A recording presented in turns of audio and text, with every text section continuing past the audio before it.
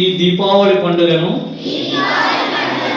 కాలుష్య రహితంగా జరుపుకుంటానని పర్యావరణానికి హాని చేసే ఎటువంటి బాణసంచ బాంబులు కాల్చనని ప్రకృతి సిద్ధమైన